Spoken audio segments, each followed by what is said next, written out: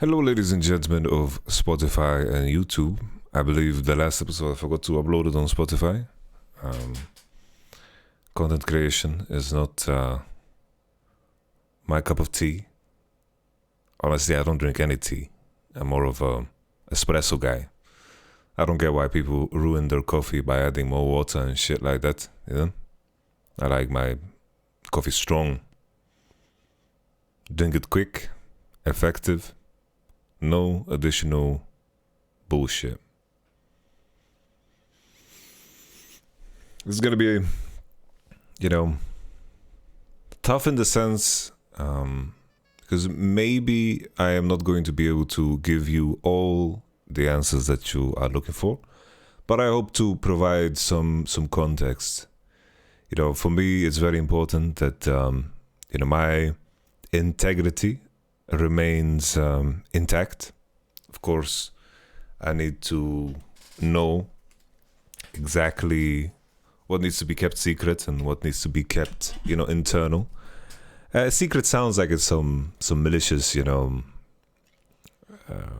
Illuminati, some Freemason gang, but it's a question of understanding the context of everything that a group goes through, Everything that you guys get to see in terms of, the content that is being made and, the matches on stage, contextually, that is a very small part of our day-to-day, as a group. And I want to start this whole Voice of Yamato by saying that there is no way to blame. There's no way to blame a single person. It makes no sense, It's like we are a group of people, and in essence, we had some challenges, which any group of people has. Every team has their own challenges, and the question is always how you deal with those challenges as a group. And the tricky thing always with spring. Now let me tell you guys, just paint the picture of the tricky part about how spring functions. So you walk into spring, most of the time you have a new roster on your hand, and this is, something. I'm trying to think back if there was any. There was one point in time where with Splice we walked into 2016 into 2017 with the same roster, right? But it's very rare that the same roster remains. And even in a world where you make one change, two changes, the dynamic of the group changes. And in order for an individual to find success within a group and make a group successful, you need to adapt yourself. And the tricky thing always when you head into spring is that whether you like it or not, you come in with expectations, right? You come in with expectations of what you need to be as an individual. You come in with expectations of the other players too, because you've created an image for yourself of what these players are. And you have to navigate yourself within the span of 3 months within that group. And 3 months in terms of the timeline that is, in order for you to make, significant changes and really, try to, get to the point where, everything is running fluid. 3 months is very little time, right? So you need to be very, very effective in what you're doing. And then on top of that, with the issue, with the difficulty that the spring split is, you come in with the expectations, you jump into spring split, you have very limited information about how people are going to function together, and this is something that you have to navigate, right? And on top of that, you have the additional challenge that every team faces, that League of Legends is a game where you're committing to 5 players from day one, right? You're committing to 5 players from day one, and very rarely is an organization equipped to, make changes as they go, right? Like, a whole split could be ruined if someone gets sick, maybe someone gets injured, and all of a sudden the whole split is shattered, right? That type of risk is not something that you deal with in traditional sports. Sure, you have like some stars, right, that kind of, make the essence of the team that you're relying on and so forth, and there's definitely a lot of that. But in essence, there is, in most teams, a quite deep bench, and there is an opportunity. There's an opportunity for people to actually rest and recover, but in reality, you're in a situation where you're committing to 5 players and you need to make it all the way with these 5 players. This is the truth for most organizations in esports. And I'm not talking necessarily only about Fnatic, right? And this also comes with a lot of difficulties, right? And, for us, as a group, once again, I hold myself very accountable and responsible, right? I am happy when people get angry, right? I'm happy when people talk shit. I'm happy when people, call for my neck and so forth. It just means people are passionate, So I don't mind it at all, Everyone's going to, interact with the fandom aspect of a sport in whatever way they seem, whatever way they find the most enjoyment, right? Whether that's through anger, whether that's through support, being nice, It's like in esports, the competition, and it's like as a coach and the players are very, very close to the fandom, right? That's a big difference, I couldn't imagine, like some of the biggest stars in traditional sports are definitely, aren't that close, right? There's beauty in that in esports, right? There's opportunity in that. I'm inherently very grateful because I am very fortunate to be able to be working with the job that I am working, right? It's like there's so many games out there that are just completely dead, even though, like, for example, I love Bloodline Champions as a game, but that game was completely dead.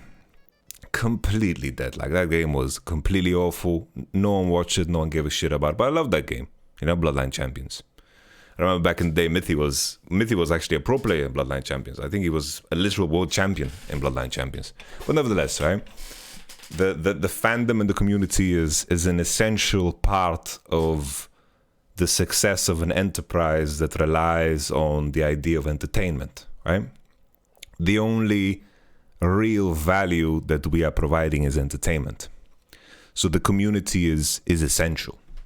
And as humans, as a generality, I'm quite numb, right? Sadly, I'm quite numb to what people say, because this is the only way to kind of operate yourself in a position where you are dealing with the public, right? Because if I begin to take anything personal, which I don't, right? I don't take anything personal. If someone is talking bad about me, talking nice about me, I can't take it personal. Because if I would be in that position, then, in the end, I would fall apart and I would get to the point where anyone could control me with just a simple use of words. And if I expose myself to that, it could be very dangerous. And as human beings, I think I'm also speaking about generality. It's very normal to gravitate and to focus on negatives, right?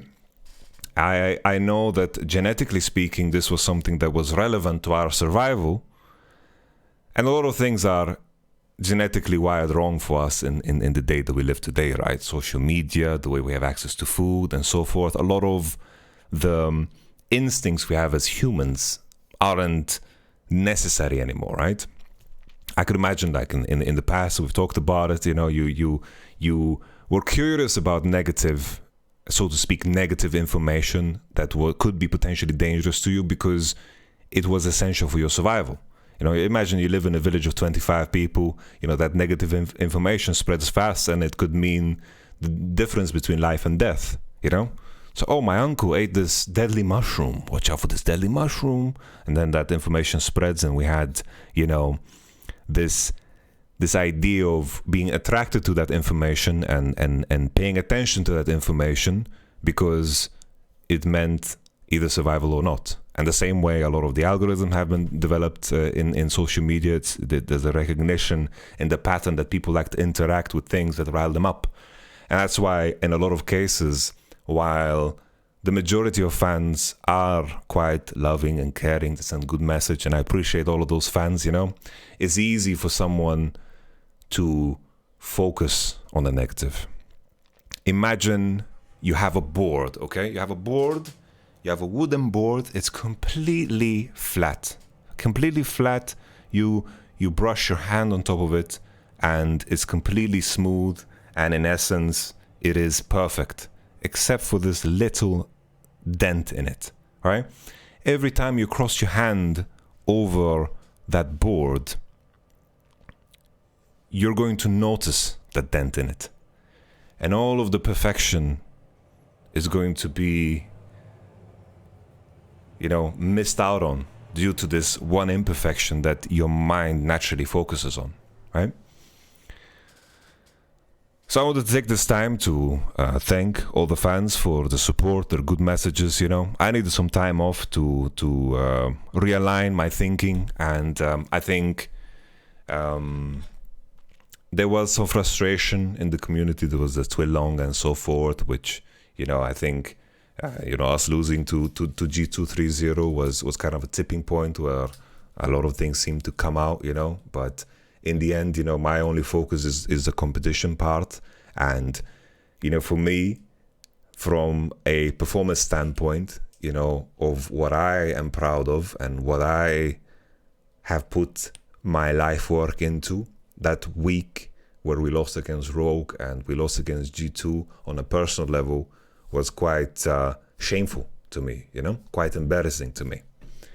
And I took some days off to truly get my mind right and to readjust and to find my spirit and my fire again. And in my mind now, you have to look at everything that happens in your life, everything that you gets thrown into your direction. You have to look at it as an opportunity to adjust your path and to find better ways of doing what you're doing. You always need to be reinventing yourself, because if, in my mind, if I was the same coach this year as I was last year and the year before, I would be very quickly outdated. I've been the coach that's played the most matches in the LEC. I've been, even though I was in Korea and I even casted for the splits, I've been quite busy, and if I remain the same person, if the challenges remain the same, I wouldn't be so interested in coaching.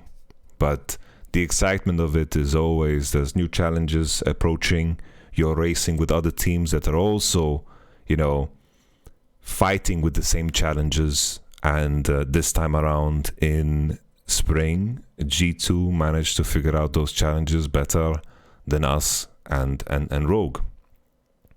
So looking back at our split, it's like we had a very good thing going, right? And on our end, we did find a very high level of performance. And, in my mind, still on paper, I think on paper we had and still have the best roster. I want to keep working with this roster, of course. I want to keep working with this group because we have so much more information to work with, to then, make the group function better. And I repeat, for those people that are listening to this, for me to like spill some crazy detail, I'm just trying to give you guys context that applies to maybe every team, right? You know, on our end, you guys know that there was rumors of our scrim performances, right? And this is something that we struggled with, right? It's like finding a good balance of what we wanted to achieve in scrims. This was something that was challenging for us. But coming into the weekends, we always managed to find the essence of what we needed to get out of practice, right? And there's a lot of risk with that, right? There's a lot of risk with that because eventually, you know, that magic kind of runs out when you reach the point where you lose, right? I feel like, you know, that best of 5 series against Rogue was similar to what a bad scrim day would look like, right? And this was the first time something crept in to really, you know, shatter this image that we've built in our mind of what our confidence is coming into the playoffs, right? And due to,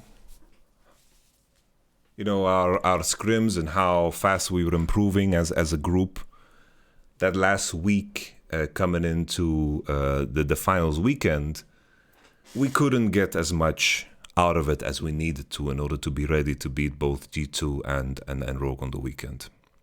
And that is something that you accumulate over the span of the split. And always when you work with a group, you learn so much about each other, you know? It's like often the approach that I take in most teams that I work, like with every team that I work with, honestly, is I give a lot of freedom to players. Right? I give a lot of freedom to players because in the end, you know, we're in a situation where I need to learn a lot about the players, and also we're in a situation where we're committing to 5 people, and we have players with a lot of history. Right? We have players with a lot of history. And coming into spring, you align your expectations a certain way, and sometimes you hit right, and sometimes you hit wrong, right? And now, as a conclusion of our spring split, we have a lot more information, and a lot of those expectations were misaligned, right?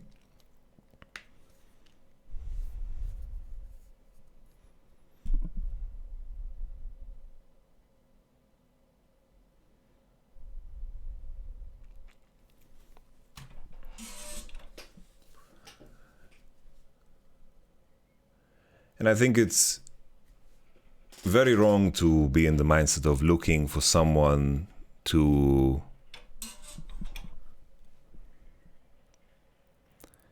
blame.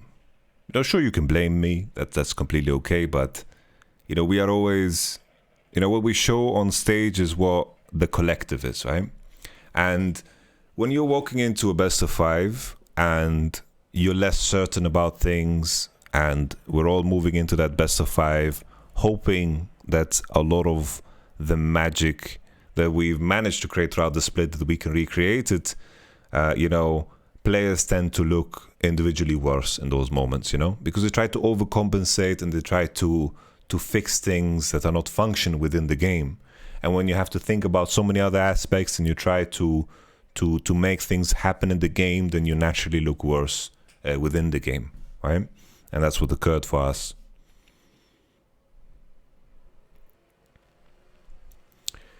And if there was anything that I would point to as a failure on my part, is that we, as a group, after that loss against Rogue, what we built over the span of the spring split, we weren't ready to fix some of the gameplay issues that we had within the span of the week coming into the weekend against G2 and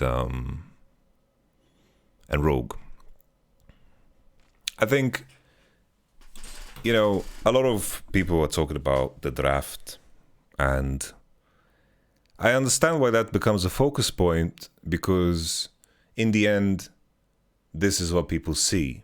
And I mentioned before already, people are just reacting to the 2% of what they get to see from a team, and that's fair, right? That's the game. Like, it's like us playing on stage, that's us showing our art form, right?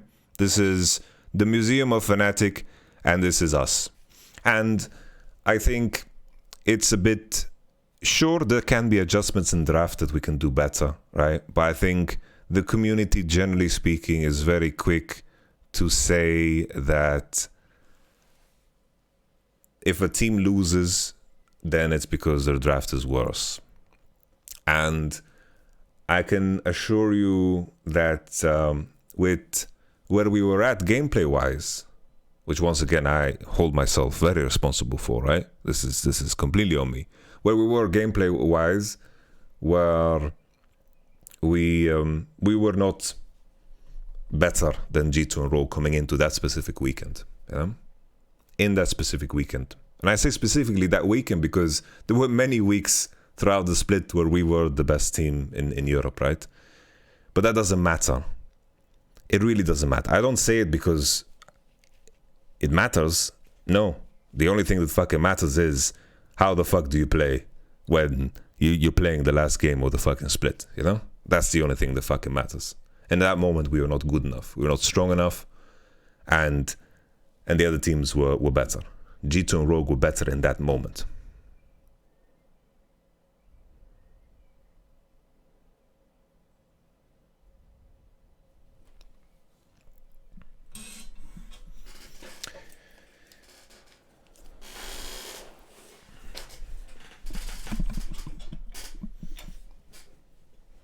So Fnatic was the best team for best of one, but not best of five. Not necessarily. It's more about. It's not necessarily about the how the best of system is being deployed.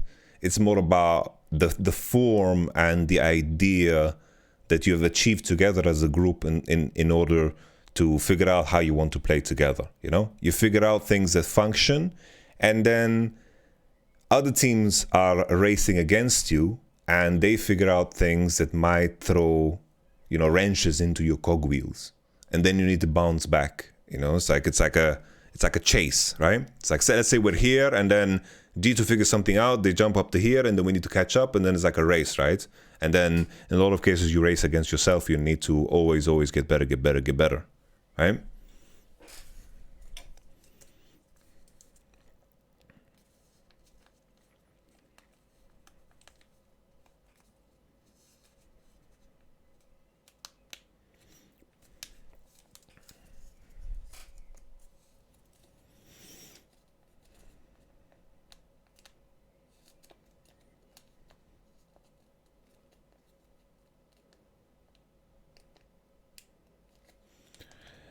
Yeah, definitely the reverse sweep was very rough on us, right?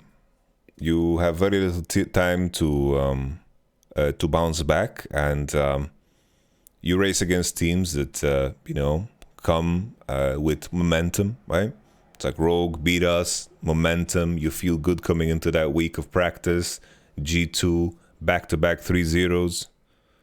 You think that saying Parma, if we don't win split, it's a failure? No, I don't think that's a problem. Like, I think if players aren't capable of hearing that, then, you know, I don't think they're fit to be top 50 players in Europe.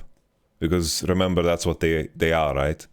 They are the top 50 players in Europe, even higher so. In my mind, not winning with such a roster on a personal note, on a personal level, it's a failure, you know? I see it as a failure. And failure, you know, can be a heavy word for some people, but for me, it's like a scar that I wear proudly, you know? In the sense that I'm going to make sure that this pain that we've gone through is fucking worth it, you know? Do you think what happened to Fnatic is comparable to what happened to Vitality? I don't know what happened to Vitality. I don't know what happened to Vitality. On our end, you know, it's like no one person was the problem, but the issue that you face is that we as a group, we also couldn't find the solution. And I think after the best of 5 against Rogue, we lost a lot of our confidence. We tried to recuperate ourselves within the week coming into the final weekend, and it just wasn't enough. You know, before that, you know, things go by so fucking fast. It's like at the end of spring, I think we were playing quite well. We took a week break. We practiced. We took a week break and then we got hit with COVID. So we had 2 weeks of COVID, and that was a bit messy. Like before playoffs. Well, we got hit with 2 weeks of COVID, and then we played our first best of 5 series against G2, right? And every team gets hit by COVID. Like, it is what it is, right? We got hit by COVID. That was tricky, but then we beat G2, and G2 managed to improve a lot after the first best of 5 that we played. They, as a group from outside, they seem to have good cohesion and a good idea of how they wanted to solve problems. I think G2 by far was the most improved team in playoffs, and that matters a lot, right? That matters super much. You know, the energy that you maintain, the mentality that you maintain, because playoffs is fast, but at the same time it's quite hefty and long, right? And that's super important. G2 managed to capture the essence of that, and they managed to improve super fucking much, right? So props to them. I don't want to take anything away from them, right? They did a really good job.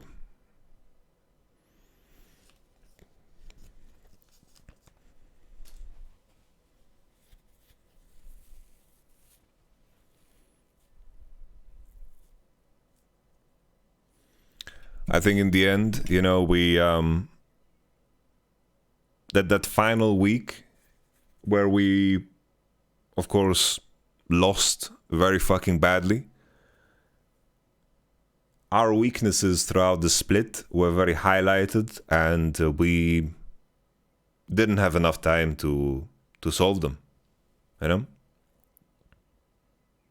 we weren't equipped as a group to solve them.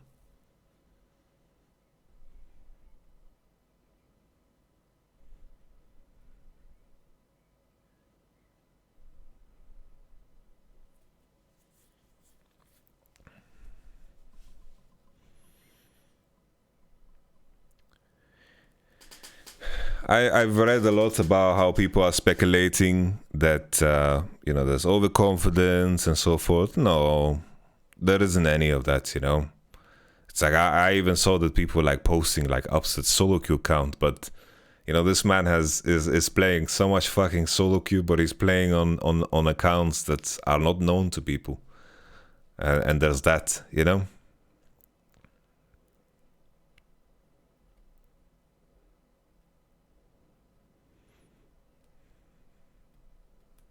Will the Fnatic lineup stay the same? I want it to stay the same. Is champion pool an issue in Fnatic? No, not necessarily. I think if need be, the players are capable of playing a lot of champs. Maybe there were some champions that we underestimated in terms of strength that the other teams played. I think Jarvan is a specific one. We could have maybe played more Ahri.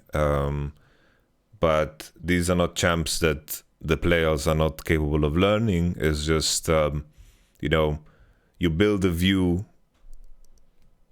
You said one player is the issue? No, definitely not. There's no one player that is the issue. It's like, we as a group had problems. Every group has problems, but we managed to not find a solution, right? We didn't find the solution.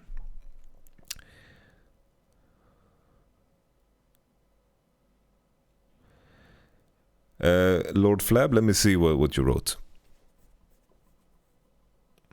We always hear people talking about teams having problems, trying to solve them. So let's look back at the two Worlds 2021 finals. Did Tam and Kia win because they had no problems at all? Because nobody had their problems in the team to penalize them for it. It's like problems is a weird way to phrase it, right? It might not necessarily be problems. But then again, we don't know what's happening inside of Damwon, or any team for that matter, in order for them to piece together and how to get on the same page in terms of how they want to play League. That is in essence always the challenge. You need to have players that are on the same page, want the same thing, united by the same goal, and you want people to, you know, invest their energy into the same thing, right? And yeah, they didn't win the Worlds 2021. Did they win Worlds 2021? This is the EDG one. I don't keep track of which year it is. So it's like always, you know, what I'm saying is it's natural in a group environment for people to have disagreements, right? And challenges within the group. And how you solve those challenges will determine how you grow and will determine how you know, move forward.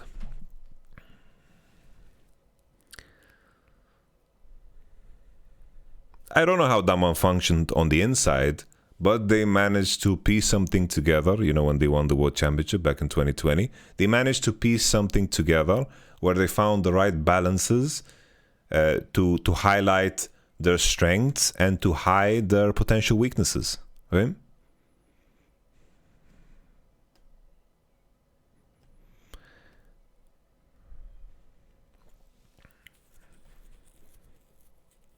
You say you had a lot of problems as a group, but you don't seem to have any concrete solutions to fix them. So what will happen in summer?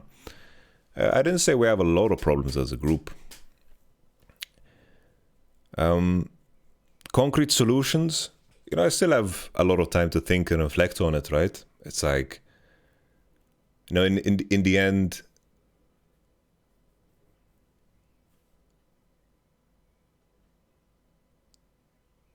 it's always about the same thing. It's about readjusting the process.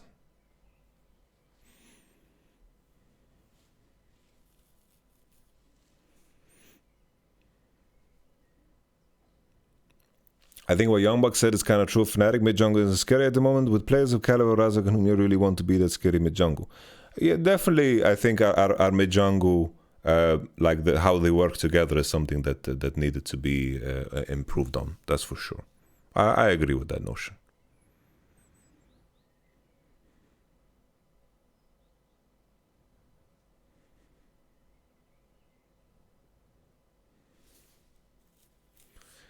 I am talking abstract because the only thing I can provide is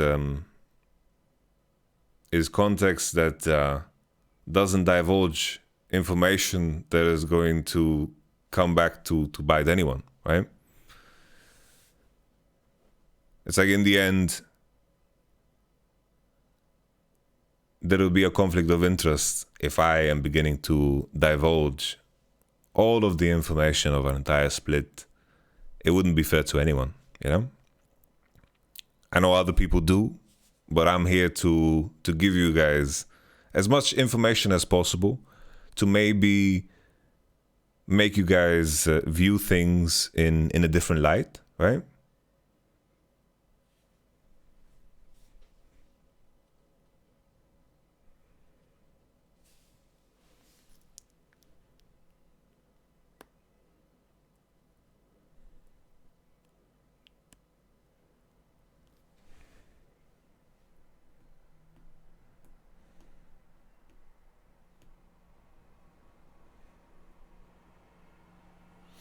Was Ornn unexpected? No. Baby was playing it in solo queue. We had very, very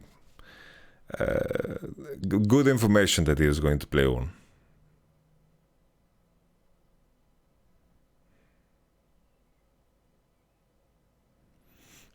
You know, the main thing for me is my job becomes easier the more I know about the players, you know? It's like the more and more I know about the players, the more I know which buttons I need to press to get more out of people. It's like I look back at my career, summer has always been a way more successful split for me than spring. You look at last year, it's like the first split, it's like the relationship that me and, for example, like in spring split, it was a complete mess last year, right? It was a complete mess. And that was also, you come into the split with certain expectations, and those expectations are just fucking most of the time very wrong, right? And you try to adjust mid-split, and then you play catch-up, and then you try to figure things out. Sometimes things work, sometimes they don't, but you are gathering so much information, a wealth of information. And I begin to learn more and more on what works and what doesn't work, right? And then coming into summer, I began to understand more and more about Hilly, more and more about Bwipo, how to get the most out of players like this, what they need in order to flourish, right? In spring split, most of the time, it is very momentum based, and the foundation you set from the get-go is what is going to be like tested, because true personality begins to show itself when you have controversy, right? When you get the smackdown for the first time, when you lose for the first time, when you fight for the first time, when you argue for the first time, this is when you begin to see some of the patterns, And for me, coming into summer, that feels good, because always into summer I have more information. I can align myself and adjust myself, So that makes my job a lot easier. For sure it does.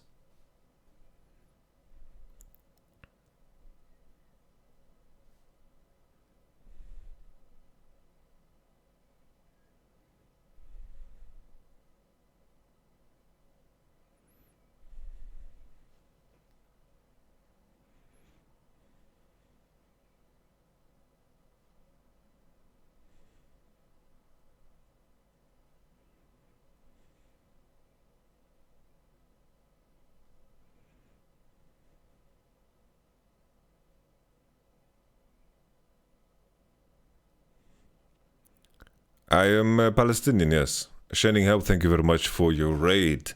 219 Shen 1 tricks in the chat. Thank you very much. What are the biggest differences you've noticed among the team compared to last year?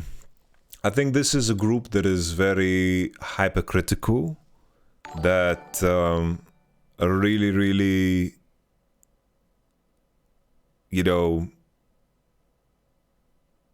is driven by, some parts of the group is driven by high performance. Some parts of the group is more driven by, that feeling of togetherness and having fun. And then, you always try to find some kind of a balance. Last year, I think it was Bwipo, Hilly, and Upset being a very heavy driving force in terms of how they wanted to play the game. So they truly tried to min-max the elements that they could have impact and control over. So they were very, very good at finding advantages through bot. Hypercritical, not hypocritical. Hypercritical.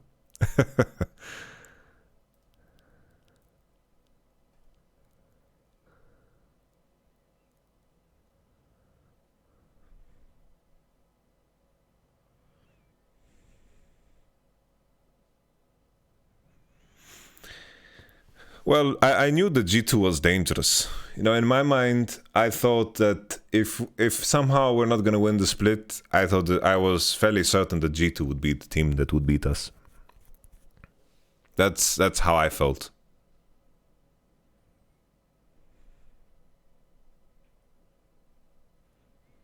definitely.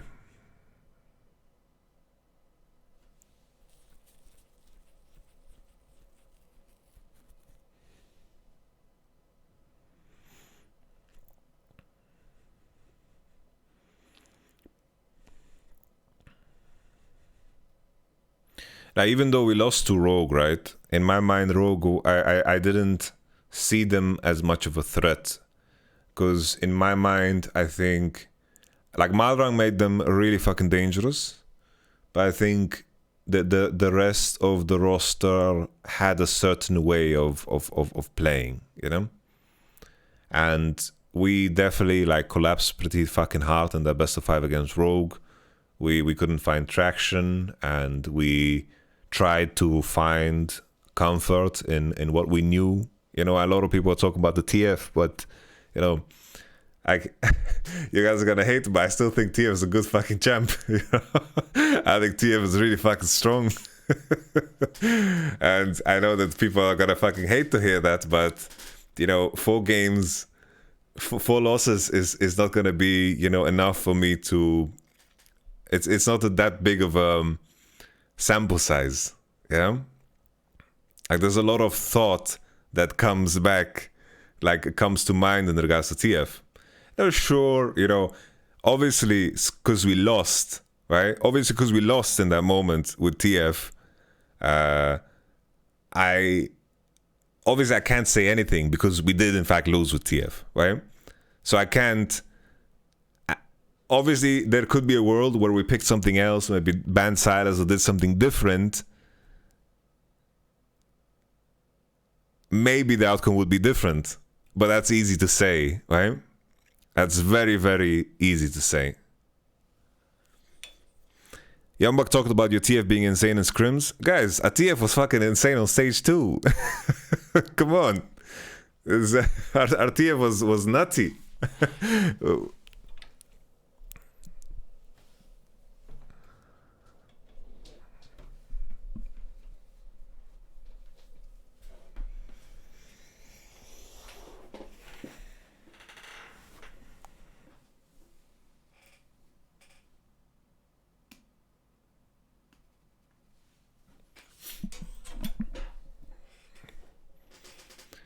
Even though there's a lot of, you know, things to work on when it comes to draft and so forth, there's for sure things to minimax, and there's, you know, definitely things to improve on.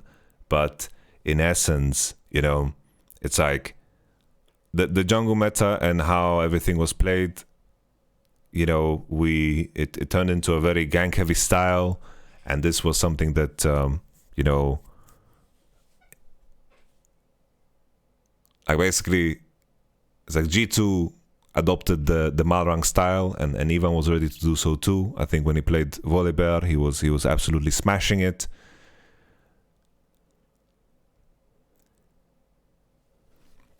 We didn't adapt quick enough in that final week. We just didn't. And it's like we struggled with scrims, and we didn't get as much out of scrims as I really wanted to, right?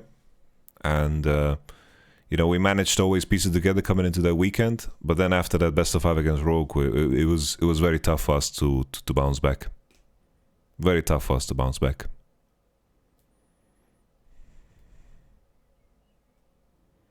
What do Rogue need to do to be taken seriously?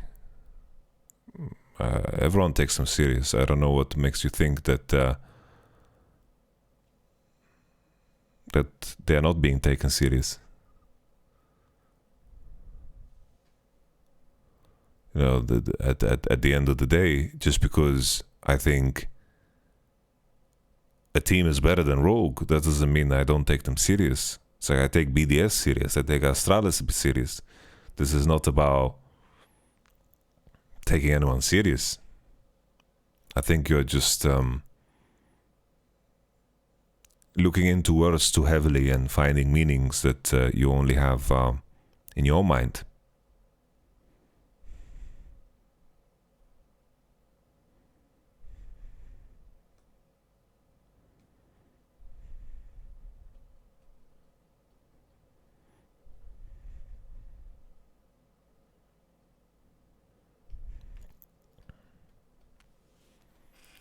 I feel like G2 became the team Yamato was trying to make Fnatic to be. Well, I think I'm hoping that every coach is trying to achieve that, right? It's like you want to create an environment where the group is fighting for something bigger than themselves. You want to create an environment where everyone is pouring energy into solving problems. There was this man who climbed all the I think the top 12 summits all over the world within the span of a year. He broke some kind of record. He came in and spoke to us back in when I was in Vitality, and he was a part of a female rowing team. And the only main focus for that rowing team was basically they had one mantra. And this mantra was a question. And the question was, will it make the boat go faster? So they were it was a rowing team. So they're just rowing a boat, right? So everything was underlined with the idea that it will make the boat go faster. Everyone was united behind the same idea. Everyone was pouring energy into the same idea. And this is what makes a very fucking strong team. It was the same, if you look at, the old days of if you look at last year, our roster on paper maybe wasn't second place roster. We lost to Mad Lions in the final, but on paper, I think, on paper, G2 was a fucking insane roster, right? And we managed to get to second place. And that is in the end because our mentality was in the right place. We were putting energy into the same thing that moved the team forward. We managed to figure out a way to play that we all agreed upon, and we all tried to be specialists within that, within that way of playing. It's like no one was better than us in smashing bot lanes, We even carried that through into scrims at the World Championship. And, in the end, for us, we weren't a strong group. We weren't, ready to deal with the challenges as a group. And this is something that we need to just fucking refocus, Because now we need to figure out, with the information, with the wealth of information we have,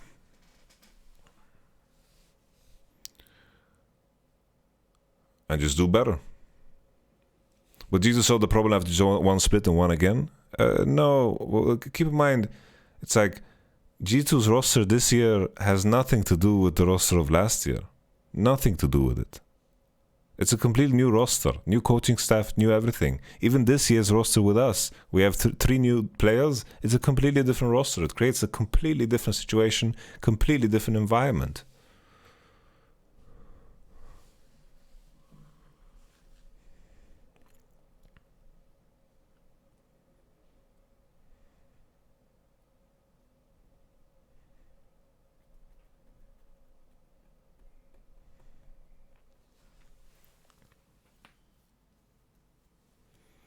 Have you read the tweet longer from a fan that speaks about Fnatic management should do?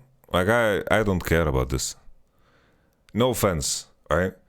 But a lot of those things that are written in that tweet longer from MB have nothing to do with what I care about. I only care about the performance of the team. And the timing of it, it's like there's so much emotion in it that have nothing to do with our performance. I understand that people are pissed about us getting reversed by Rogue and then losing to fucking G2. I'm fucking pissed too, yeah? That I understand completely, and that you can come at me with, because that's fucking relevant to me, and relevant to what I do, But in the end, it's like, a lot of those things there is like, what the fuck, have nothing to do with what I care about or what I want to do. Could you say something about Trash Pick? Well, we just wanted to play Thresh specifically into Jarvan, right? Like the enemy team showed Jarvan, so we wanted to pick Thresh specifically into Jarvan, right? Because like essentially Thresh is really fucking good into Jarvan, right? And Hilly is a great Thresh, but Thresh is a champion that has been nerfed a lot and is not the strongest champion in the meta. I think support is a role that needs to often find a champion that pieces your composition together, and I think we put with lining up Hilly to play Thresh in those games. I don't think I put him, in a position to really succeed. I think Thresh is a very fucking hard champ to play, and it's insanely stressful to get the most out of this champ in most games.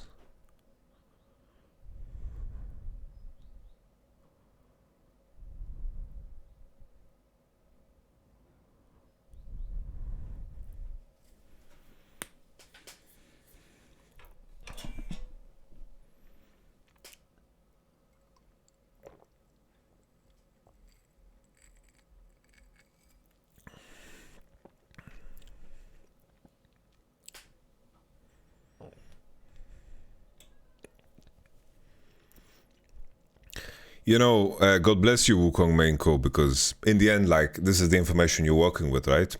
And you have every right to speculate. But you see a clip of a player and you base your whole idea of what this person is going through in a moment based over that one clip. I think no one is equipped well enough to make such instantaneous psychoanalysis in the span of a clip. When you play a best of 5, you go through a wide range of emotion, right? And this is the challenge of it, to keep a mind in the right space and to bounce back after losses, right? And this is just something that you go through as a player,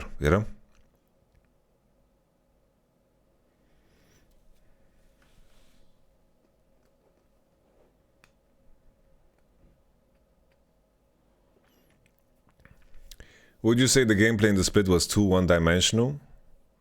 What do people mean when they say that we are one-dimensional, right? It's like, usually the way you win games looks quite similar, right? It's like inherently a lot of the aspects of the game could be perceived as one-dimensional.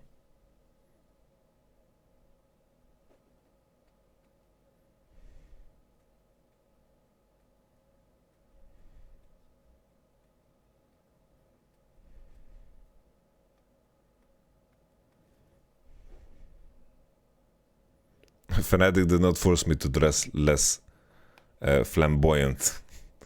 I wouldn't call how I dress flamboyant.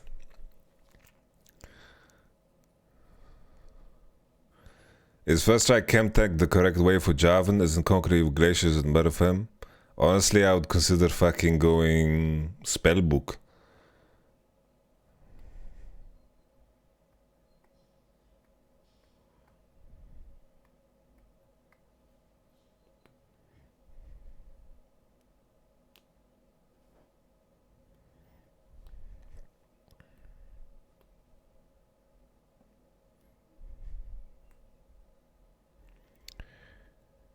G2 players said that Fnatic were part on stage and that they are in different rooms and so forth. Definitely, we didn't have that level of cohesion as a group that I want to achieve with the group, I, on a personal note, felt quite ineffective, and that is, of course, my fault alone.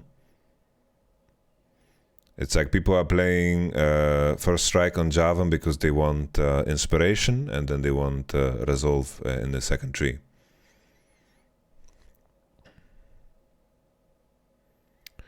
Spellbook is kind of nice because you get an additional summoner, but you are a little bit weaker.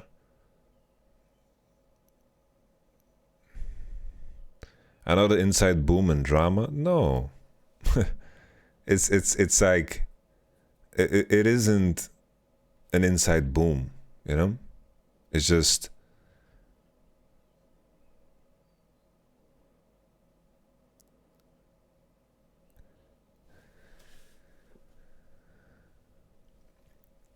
the way to perceive it is it's like you G2 managed to do a lot of things better than us. Right? And they got rewarded for that. They won the split.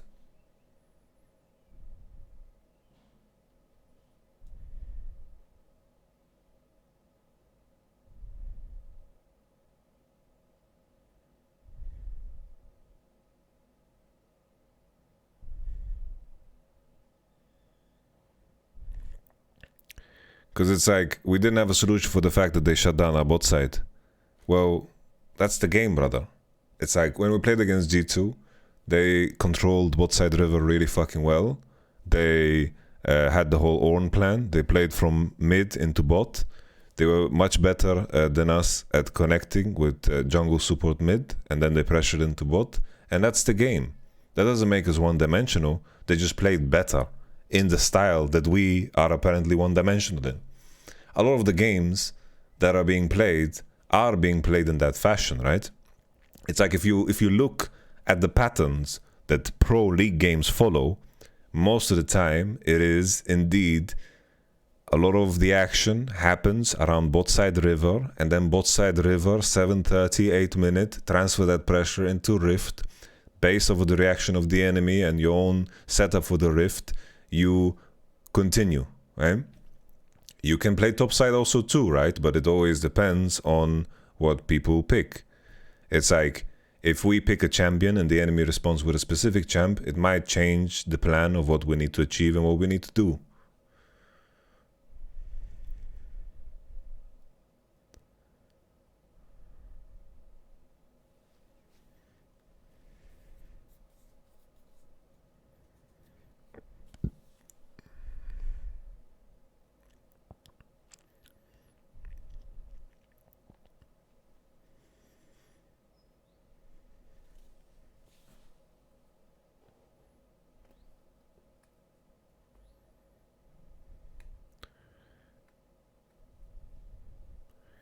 It's just that we've played a very similar game. Of course, champions have changed a lot, but the game has been very similar for quite some time, right? And it's like, if you have pressure bot, you enable your support, and then you can play through mid and then into bot, and then you can control the map right, and then you play the game on 2 lanes, and then as long as you are ahead on tempo, you can make the active play into bottom side, and then if you're behind on tempo, you make the defensive play into the opposite side, and then you continue, right? That's what I meant. Feels like we didn't adapt to them being better on that side of the map. Well, the thing is, it's like, if you start to try to break the enemy Ornn, okay, and while you're getting fucked mid and getting fucked bot, that's just you being worse. That's not you having a bad game plan. That's just you being worse at the game, and we were worse at the game in the best of fives against G2. We were just worse as a team. There isn't some strategical way to cheat your way out of this core concept of the game. They were better in terms of how they managed the bot side river, jungle, mid, support, how they connected. They just did this quite well.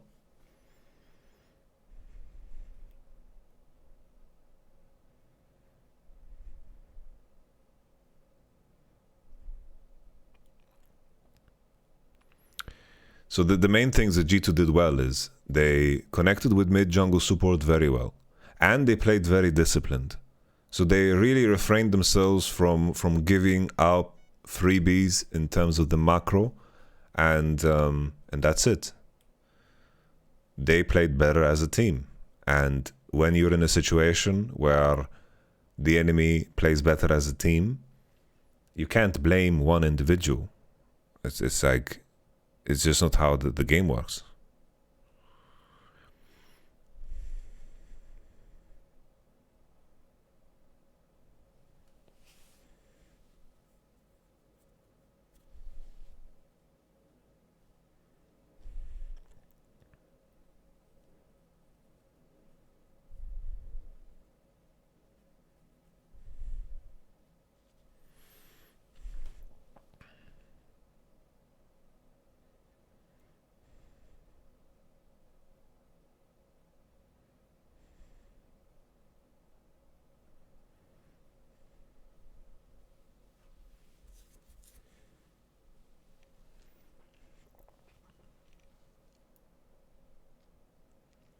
It's like at the end of the day, right?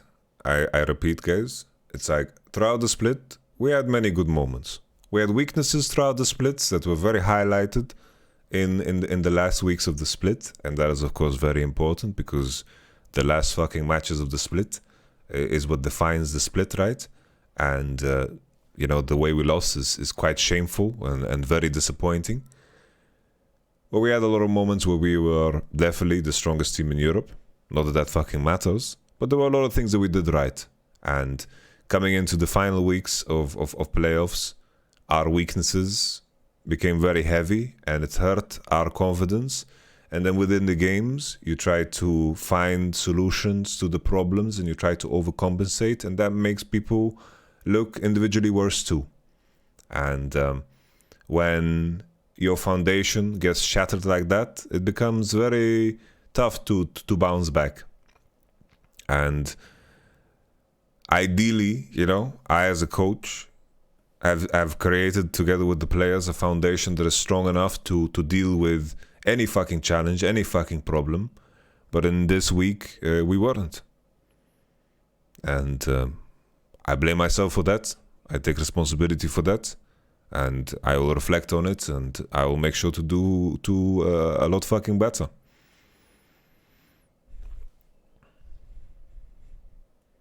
Can you comment on the scrim situation? Yeah, we were not so strong in scrims. We had our moments when things went well, but it was more rare than not. I think we struggled with our performance in scrims, and there was a lot of trust hinged on the idea that as individuals, people are going to get their shit together, and instead, in a lot of cases, we tended to spiral in a scrim day, where if someone wasn't putting in the effort, then it was used as an excuse not to put additional effort, and then it just became harder and harder to go through the scrim day. And this is something that, of course, coming into that final week was very heavy on us.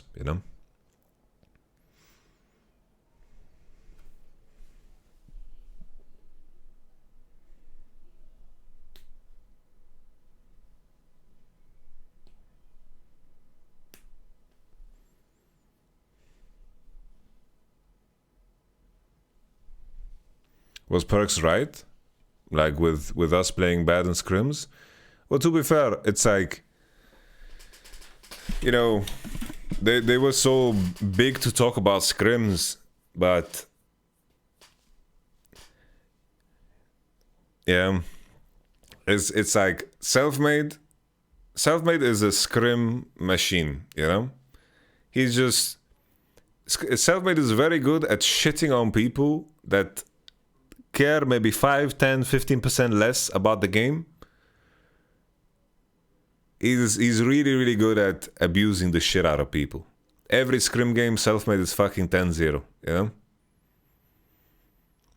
And then you walk into stage and then you fucking, you don't know how to play the game.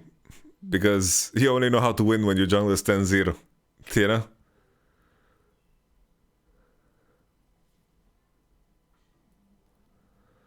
We had this fucking issue in spring,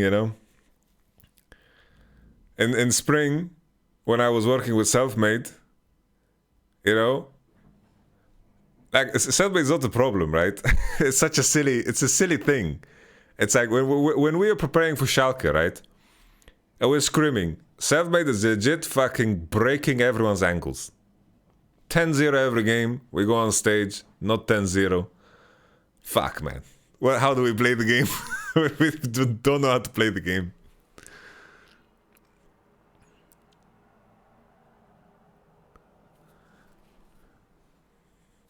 And I remember the conversations. It's like, hey, guys, even though you're fucking ahead, let's practice the principles. Let's practice the things that matter, you know? So, but yeah, but I can win this 1v4. I'm Olaf, man. It's like, yeah, but you don't need to. Let's practice fighting with good numbers. Let's practice, you know the principles of the game. These are the things that will matter, you know? We need to practice actively something.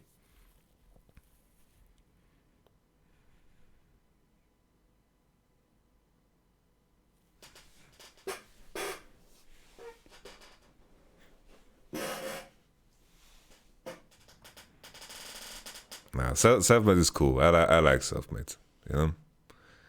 It's like he went to Vitality, right? We sold him and put jungle, but, you know, I have nothing but love for ROCCAT, you know? I think he has great potential, you know? Truly great potential. But having Oscar on your team in scrims is definitely gives you superiority complex about how good you are. Don't you think they should remove the lower bracket system? No fucking way. I know we lost to G2 after beating them, and a bitter part of me could say, no, we got second place, we lost against Rogue, that was the real final. Nah, no fucking way. Lower bracket is insane. Lower bracket is good shit, you know? As G2's competitor, it fucking stings, you know? It's fucking salt, pepper, and lemon juice in the wound when G2 just fucking won, right? But lower bracket is a blessing. Lower bracket is a blessing.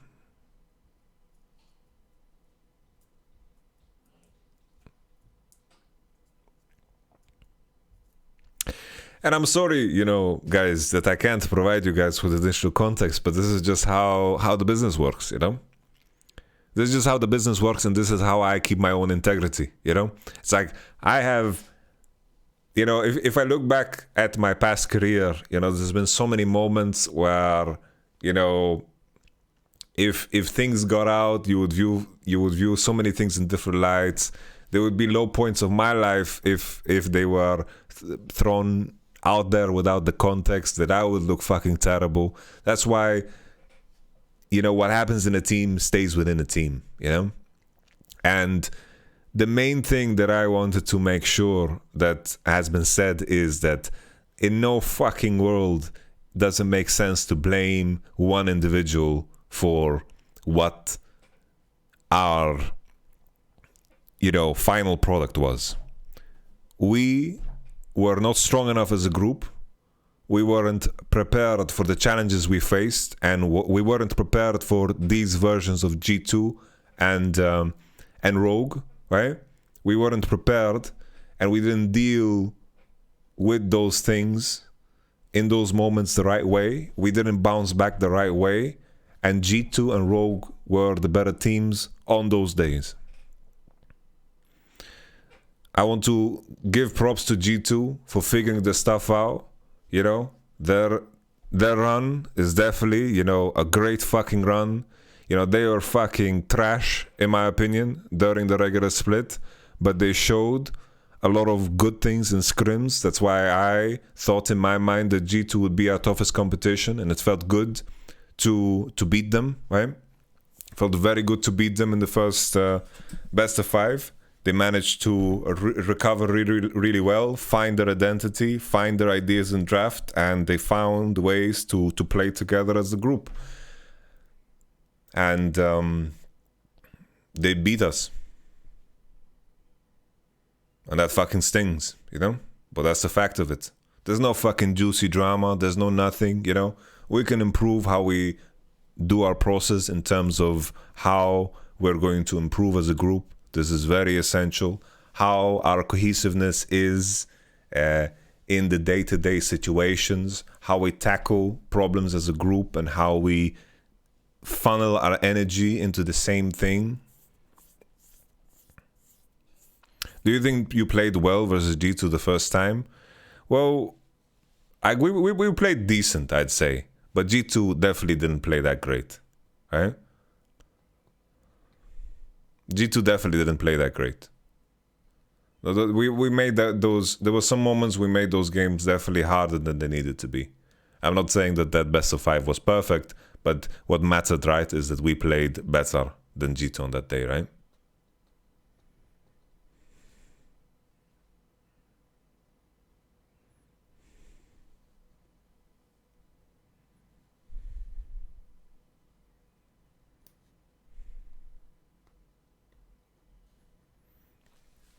I definitely like if you're looking in this playoffs for like some super high level gameplay, I don't think this spring split playoffs was it, right?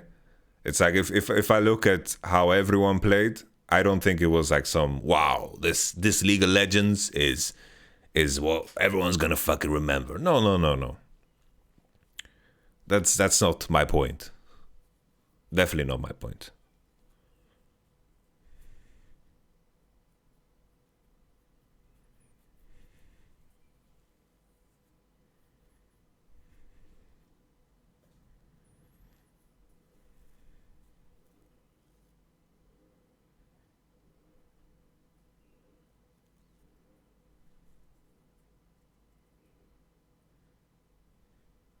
Thank you, Applicate.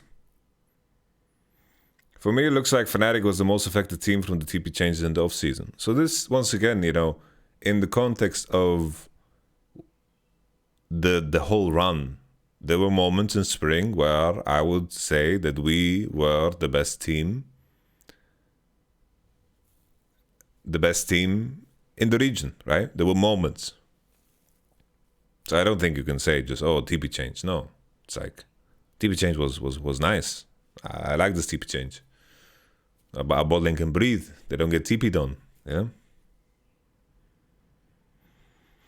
Was the quality of playoffs impacted by the really long break? I thought the long break was kind of weird. We were kind of unlucky too. Like we had the 1 week break and then we come back and we all get COVID. So we're just sick for 2 weeks. Sucks. Well, it's just fucking rough, right? But no excuse, right? Like all of the teams got fucking sick at some point.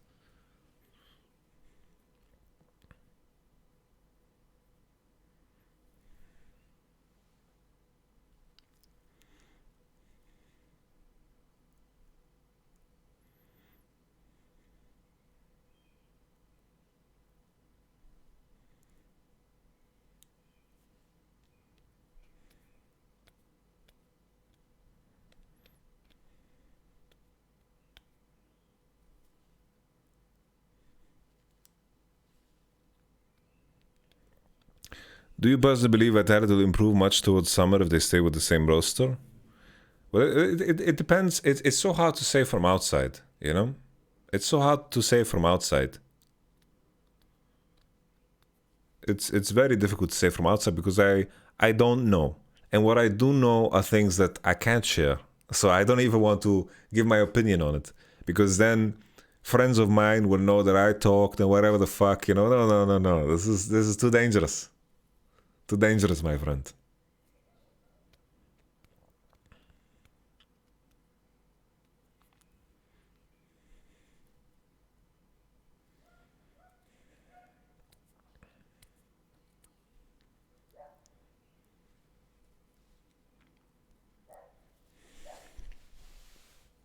Are you in some sort of mafia? No, I'm not.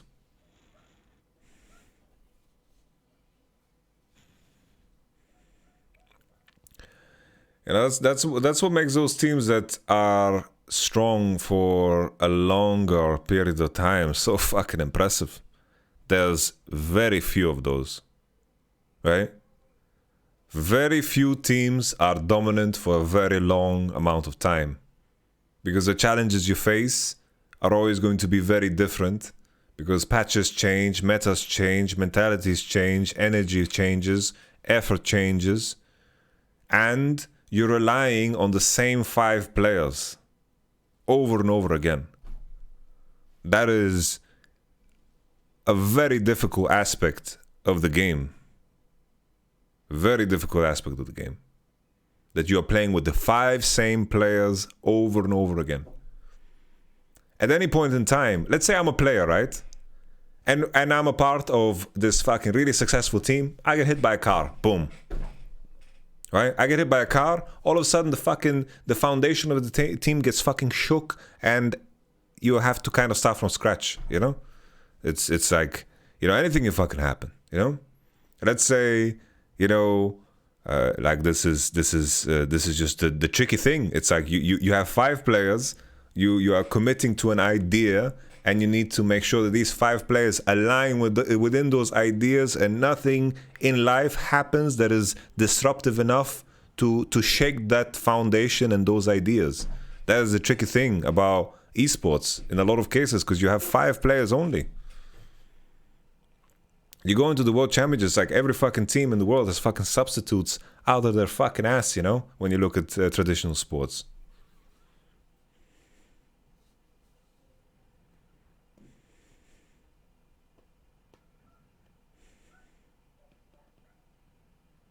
It's very difficult. Damwon 2020 was really dominant, yes. But Damwon 2020, I can tell you as well, Damwon 2020, in spring, they weren't as dominant, right? It's like if we look back at Damwon in spring, did they even win spring? I don't even know if they won spring. I'm trying to remember. Did they win spring? 2020. Did they win spring?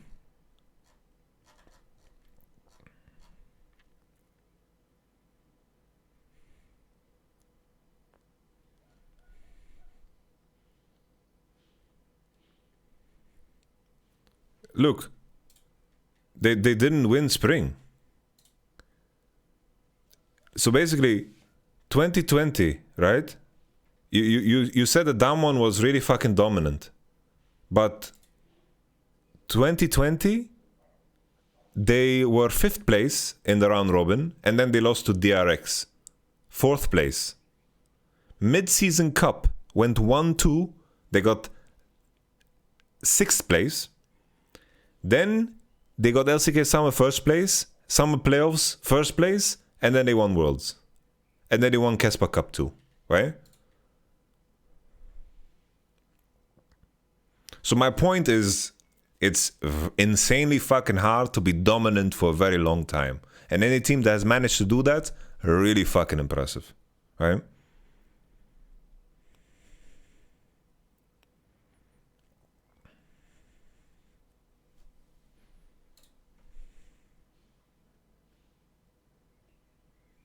Yeah, in summer they brought in Ghost, I believe, right? They removed Nuclear and brought in Ghost.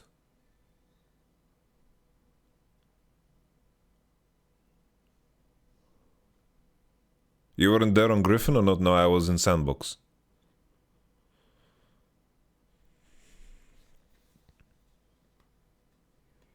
So it's like the challenge of maintaining form is that all the other teams are chasing you, right? All the other teams are chasing you, and they're trying to undermine what you're doing and try to figure out what you're doing. You need to maintain form. You need to always understand the patches. You need to maintain energy, and at the same time, you need to make sure that the 5 players that you're working with are intact as humans, and that they are in the right place, you know, with everything going on in their life, right? That is very challenging, and sometimes requires a bit of luck. EDG won Worlds. Where are they now?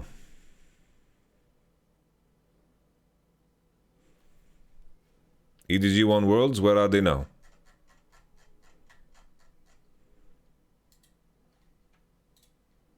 Do you get me?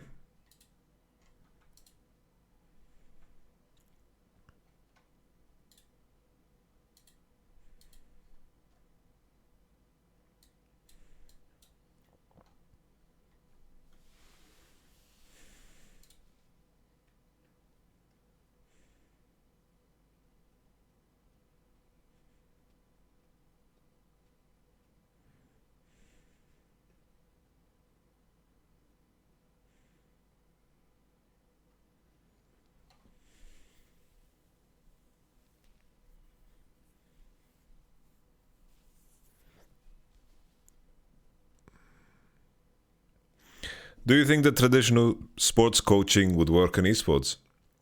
Now, the tricky thing about traditional sports coaching is that you as a coach can't necessarily enforce all your beliefs and your values onto a roster, because if players don't align, you can switch them out and you can work with them and you can find players that fit within your system. But the way it works for me is that I get a platter of 5 players. You take players that you believe will perform good in your environment, and then you try to piece it together. In esports, players have a lot more power. In traditional sports, it's you do your fucking job, or, you benched. In esports, it's not quite the same, right?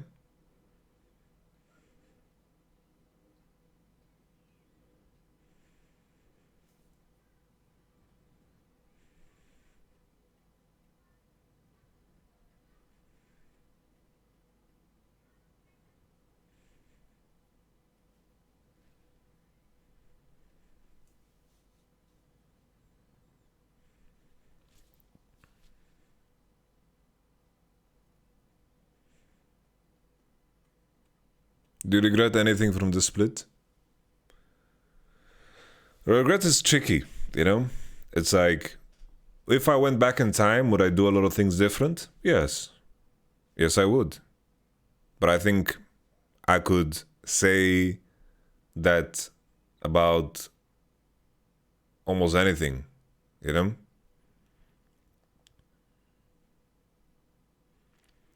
Regret, in my mind, I feel that I did try my best, I did put everything on the line. I did try my absolute best, but it wasn't enough, right? So I just need to adjust how my effort is used, Because the issue wasn't effort. It was just the effort wasn't correctly placed. Because there were certain things that could be difference makers that maybe if more effort and time was put into this specifically, then it would have been better. But that is just the process of life, right? You learn. You learn how your distribution of energy can be more precise and efficient to achieve the goals that you set out to achieve.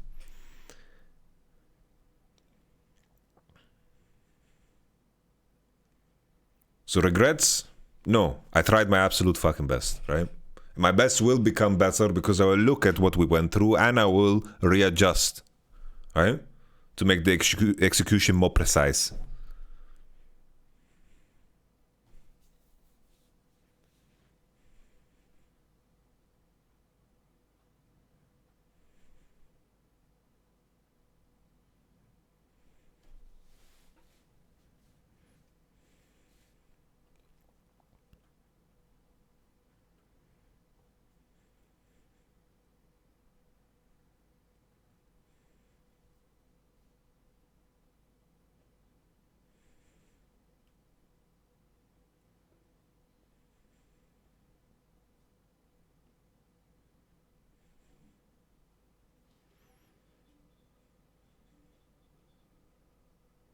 Why do you put so much emphasis on precision and perfection?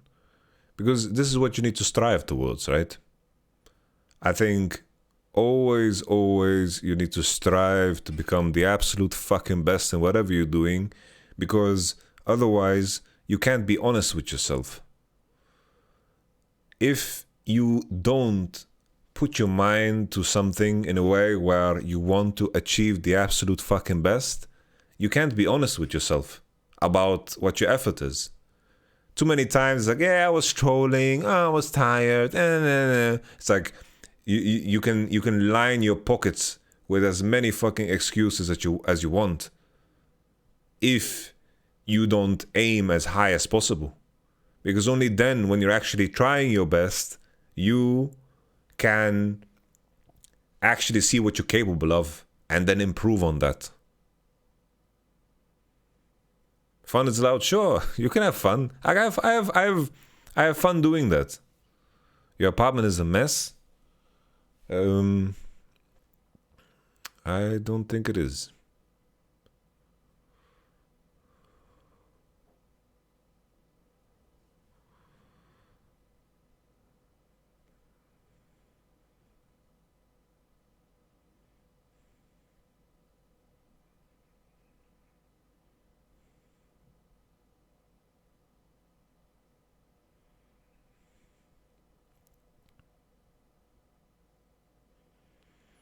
Little bit one is more about you jump. It's like basically you don't dip your water in the pool, you fucking jump to see how you react, you know, and how you adapt to it. You jump.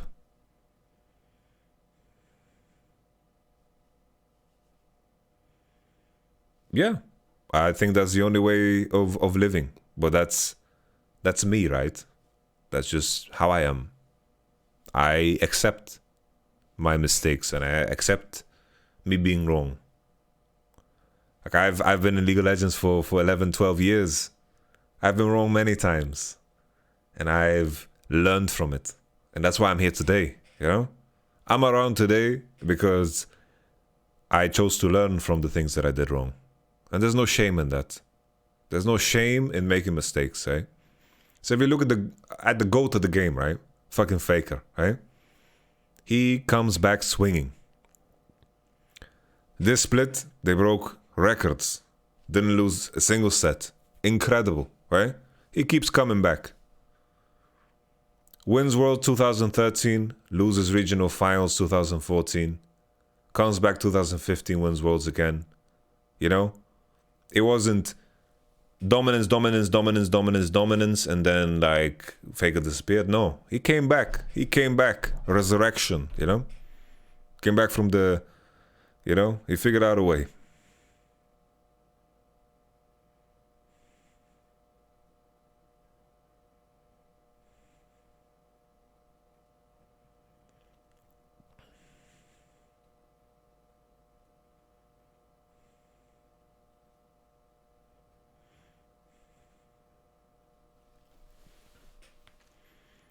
But all in all, just so I don't walk in circles, you know? It's like, it makes no sense to blame one person. I don't mind at all if people blame me, because in the end, the cohesiveness of the team and how the team functions and how, you know, mentally strong we are coming into those best of fives, that's on me, you know? So I take responsibility for that, right? As a group, there wasn't one player that was the issue, but our problem was that we couldn't find as a group the solution. So we weren't the solution either. And that's the main thing, right? Because every group is going to go through issues and hard times. Our weaknesses were very...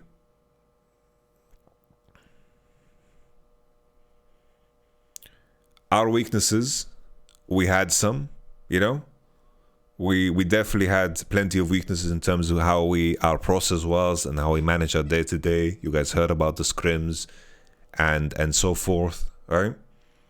And that was insanely highlighted to us in the Rogue Best of 5 and then coming into that week that prepared us for the weekend, you know? As a team throughout the split, we had a lot of struggles within scrims that we tried to solve and we couldn't piece it together in a way where everyone was happy with how our day-to-day looked like. And this was a very heavy thing for us. But we managed always to perform in the stage matches. And that is what always, you know, drove home our confidence. When we lost against Rogue, a lot of the things that the foundation we were standing on was shook, right? And that reliance on that stage performance, you know, it forced us to rethink. And in that time span, while G2 was improving, we couldn't keep up, you know?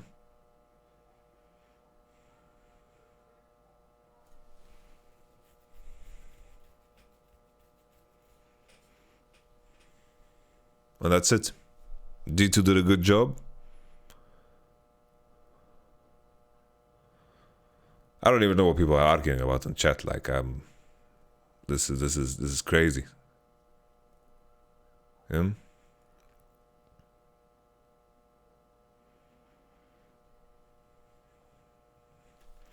And keep in mind is, you know, that week of practice coming into that last best of 5, we're scrimming against Rogue, we're scrimming against the RL teams. You know, at that point, you just fucking, we were fucking committed, you know? To try to start from scratch there would be very dangerous, you know?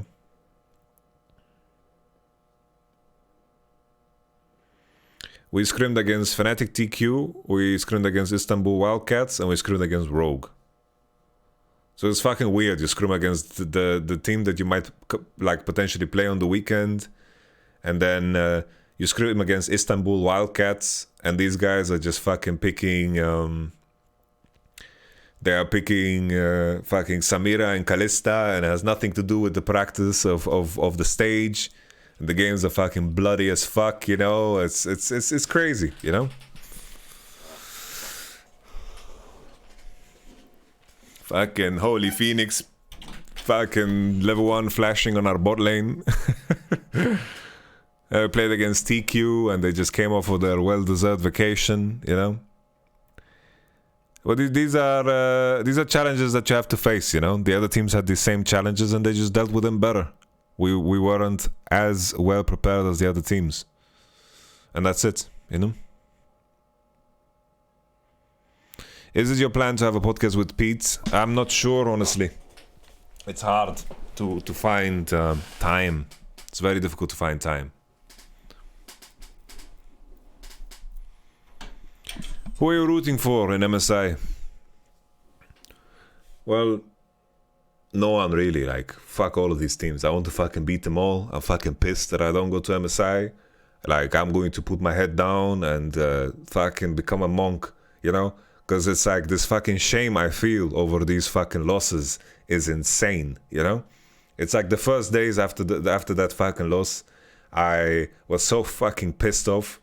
I was so fucking angry. But now, like, I've managed to manifest this fucking energy into something, you know, concentrated, you know?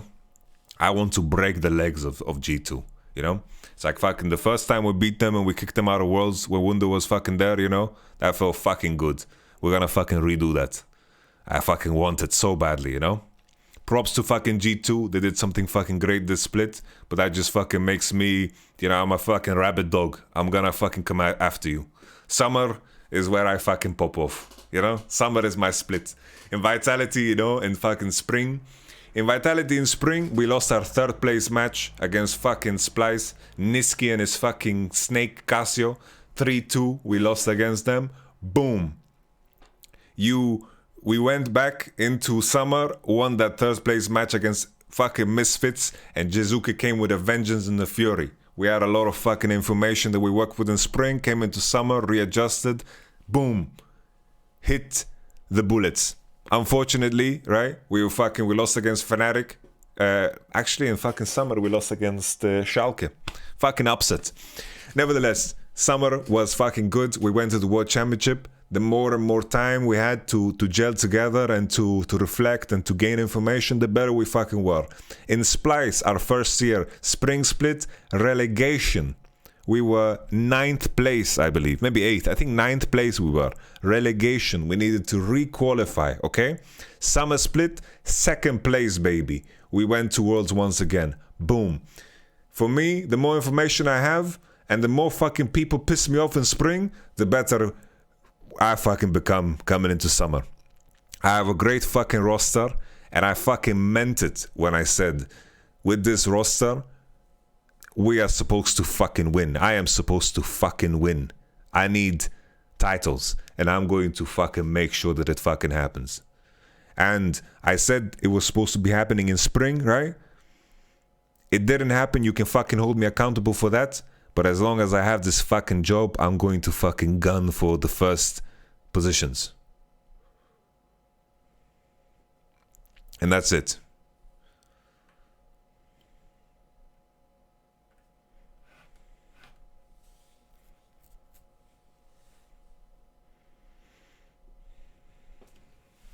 Yeah, last year too. We were fucking 5th place, lost to Schalke. What a fucking embarrassment. Fucking Dylan Falco, man. I'm like manifesting in my mind. Dylan Falco is my enemy. Fucking Dylan Falco has beat me in many best of fives, man. Need to fucking break him. This year, I won one, but he won the more important one. Fucking Dylan Falco beating me in spring.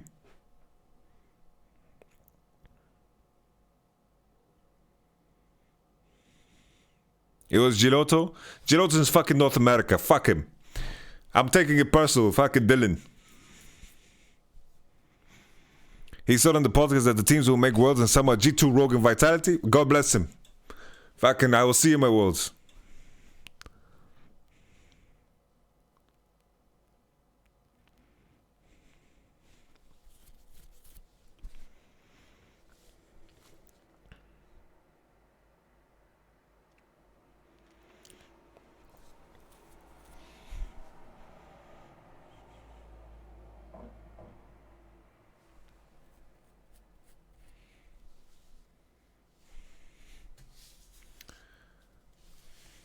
Giotto was 2018 Schalke.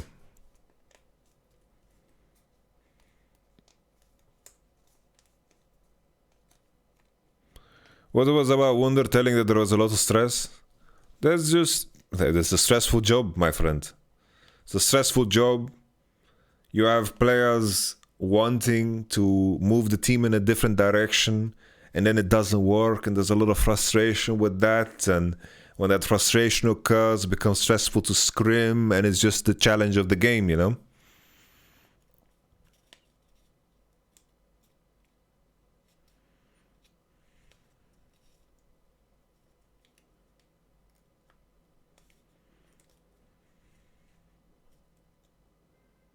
Did you watch a Fnatic TQ game at the EU Masters? Fuck's sake, they keep picking Twisted Fate, man. Just fucking fire YamatoCannon already. Like even infecting Fnatic TQ with this Twisted Fate pick.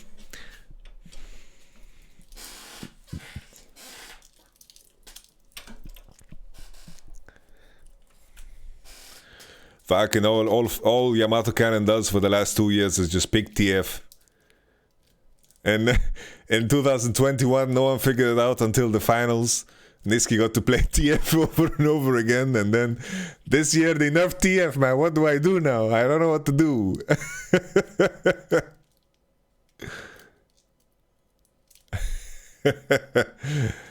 Boys, you know, it's like there's for sure some adjustment we can do in draft, but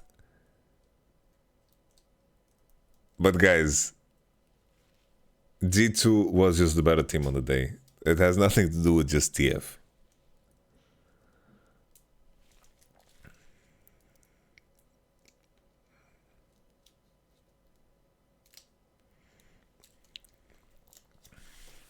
You know, there's been moments where, like, I've played best of fives, okay? It's so easy to be revisionist, you know. It's like, oh, this TF lost 3 games. It's fucking that's a terrible champ. You know, I've won best of fives where I looked my players in the eyes and I said, we're gonna fucking run it back. We're gonna play it again, and we're gonna fucking do it better this time. This is what we prepared, and we can do it better. I've won best of fives like that, together with Wunder, in fact. You know. Every fucker told me, like, is like, hey, why are you not banning Vichichachi Shen? Why are you giving him Shen? It's like, we prepared GP. And 5 games straight, we played GP against Shen. I remember that best of 5, because people were saying, hey, why are you giving Vichichachi Shen? But in reality, it was, Mickey was fucking griefing it. What does that have to do with the champs that we're playing? I was like, Mickey, get your shit together, man. The draft is good. Get in there, man. Okay. Yeah, play your Bard, Mickey. You're gonna be good. Boom. Played back-to-back Shen, GP, 5 games. Against H2K, we played 5 games of Nar. Wunder just played 5 games of Nar.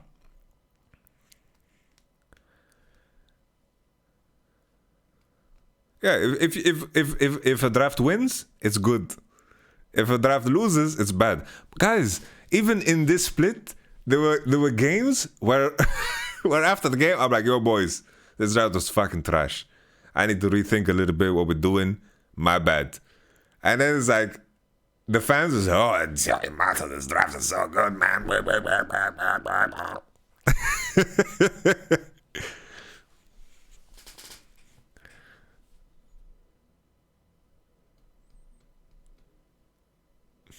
It's funny.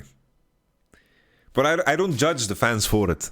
Because this is what you see, right? This is what you get to see. It's the same when someone says, yo, there's this clip of humanoid looking sad. He was just mental boom. It's like, yeah, this is what you get to see. You get to see so little. So you try to make your meaning of it. It's the same, as a fan, I understand this because it's the same. I watch Drive to Survive. It's like Netflix make it very dramatic. Ooh. Okay. They give us clips.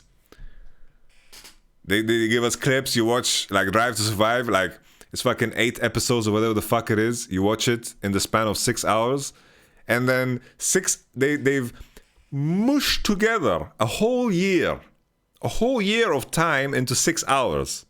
It's impossible that all context is grasped, and some level of at some level, you know, the ego in me thinks that I have any clue about Formula One, you know? So this is fucking, you know? So I understand it. I get it, you know? I get it.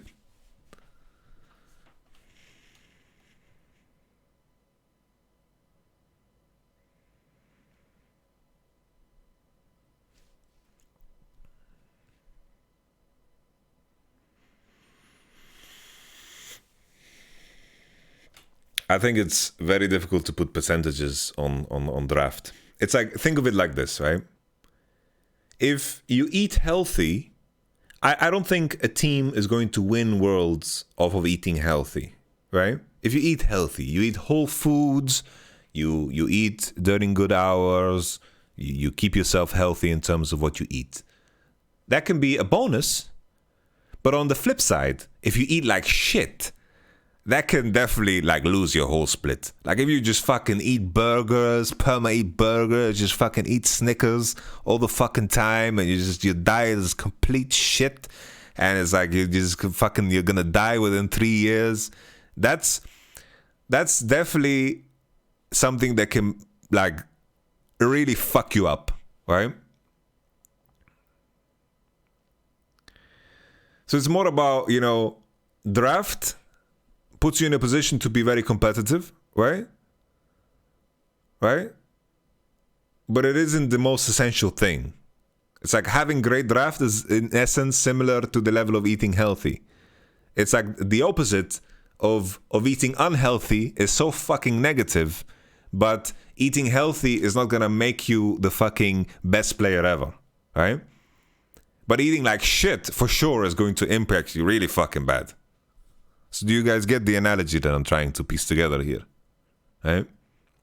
It's like you can have the best diet ever, but if you're not fucking training and you're not good at the game and you're not fucking working on things really, really fucking well, then, plain and simple, you eating healthy is not gonna fucking be the difference maker, right? So my point is, at the end of the day, I think these best of fives, we didn't lose them because I picked TF. Sure, you can blame me for that. I know it sounds like even this idea that I am solely responsible for draft is a bit silly because we draft together, right? We make these decisions together. It's a group effort, the draft. A bad draft can lose you the game on the spot, but a good draft doesn't win you the game on the spot either, right? It's like you still need to execute, and you can definitely make it a lot easier in draft if the enemy takes the invitation to fucking draft bad. Sometimes teams have given me fucking straight up wins. It's like, what the fuck are you doing? This draft of the enemy is fucking trash. It's like I giggle on stage. Hey guys, fucking this game is won, you know?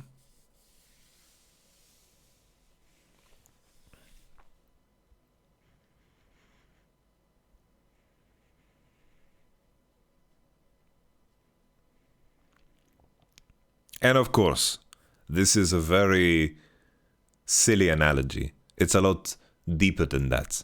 And there is, you know, a lot of strategy that comes to the idea of draft. But in a lot of cases, execution is so important. And how you use practice hours is so important. And you read off of the meta is so important ahead of time. Coming into a best of 5, right? This is so important. Analysts focus too much on draft. Well, it's very easy. It's very visible, you know? It's a very easy thing to talk about because it's right there. It's a very easy thing to talk about. It's an interesting thing to talk about.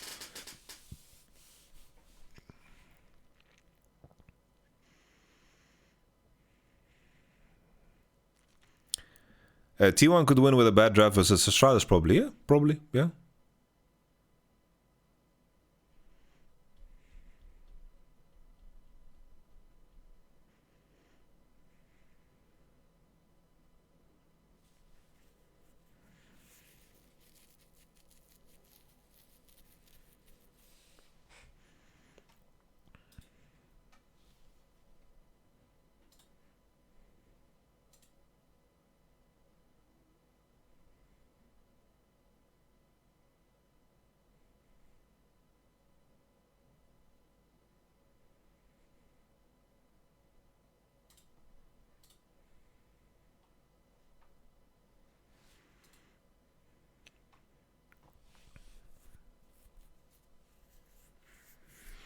Is expanding champ pool something that players acknowledge themselves, or a coach forces some picks on them? It's always a balance.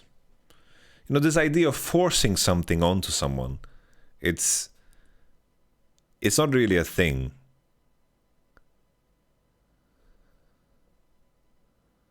It's like forcing someone. It's like I can say, yeah, you need to fucking play this. And I can like raise the level of alertness. But the player can definitely like rebel in that moment. And I'll be thinking very poorly of him, right? But in terms of champion pool, it's a work in progress, right? It's like Hilly can come up to Margans and say, yo, maybe we should be playing this champ. I've been seeing it a lot. It's fucking good in the game. Because it's like if you play the game, you're interacting with all roles. You see everything. Like you have an opinion about everything. This is just how the game works. If you don't have an opinion about everything that happens in the game, probably you are not like a really, really great player, right? It's the same. It's like I play League when I queue. I play fucking Phil. I play every fucking role because I want to understand every fucking role, right?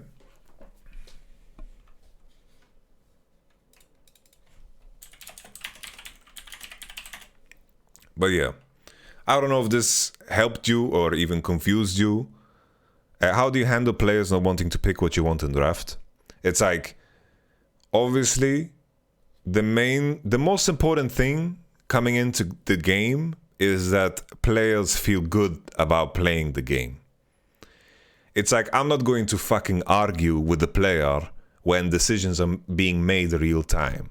It's like sometimes a player has locked in a champ that I don't agree with at all, and I'm gonna be like, oh, this is how we have to fucking play it, guys. Let's focus on this. Let's make sure this happens with the game. I just focus on forward, right? And obviously, if at that point in time we cannot come to terms and find the solution and the conclusion that I want to make in that moment, and that I believe was wrong, believed was right, then it's about the work beforehand that cemented that moment, right? If I say, yo guys, this champ is really fucking good here. We need to ban this and we need to pick this, okay? And then the player say, no, I really don't think so. I really want to play this champ here, right? And I would say, you sure? Because I think this is really, really good. And he's going, no, please, trust me. I'm going to say, okay, I fucking trust you. You know, even though in my mind, maybe it's fucking shit, right? It's more about, you know, what went in line, what was the preparation for that moment in time? Because the last thing I want when the game starts is that the player feels like shit. And that depends on the relationship. Some players, I said, yo, Ivan, I need you, I just used Ivan as an example. And sometimes I've been like, oh, Ivan, trust me. Yeah, you need to fucking play this champ. Yeah, trust me. Maybe you don't feel right about it, but trust me. You know, I've used that card too. But it depends on the relationship that you have with the player, right? It's always, you know, a balancing game, you know?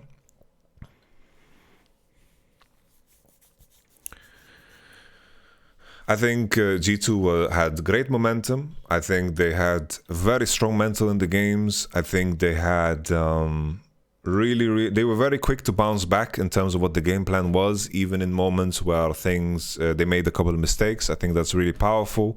I think they had a very good idea of how they wanted to play the game. And I think they were all behind the same idea. And very important, I think G2 was very disciplined. And that's it, you know.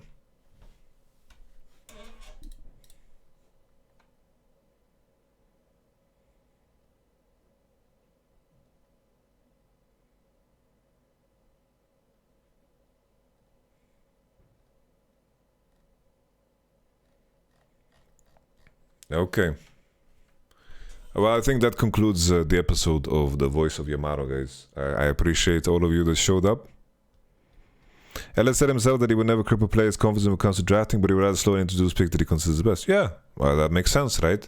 It's like you need to, like, the conclusion needs to be organic. You can't, like, force your hand. It's like, I'm not fucking Bane. You know, I don't walk up to a player and, like, put my... And he's like, well, I am the one picking the champion. And then I'm putting my hand on. It's like, do you feel like you're in control? So do you feel like you're in power? I was molded by it. You know, like, I don't do that shit, you know. It doesn't work that way, you know.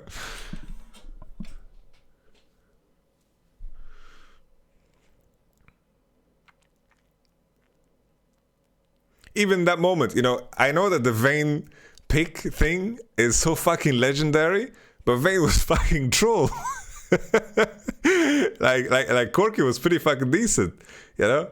So like I understand Dylan's feeling there. It's like, yo, it's like Corki is pretty fucking decent there. Corki, you played a lot against Galio. It's like, I want to play Vayne. Picking Vayne.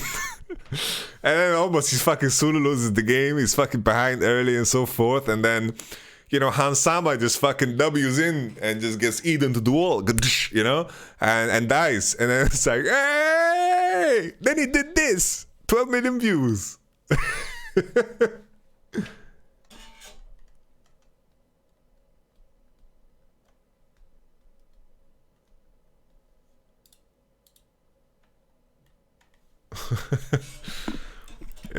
Yeah, if it wasn't for the Comden, they would literally lose. Yeah.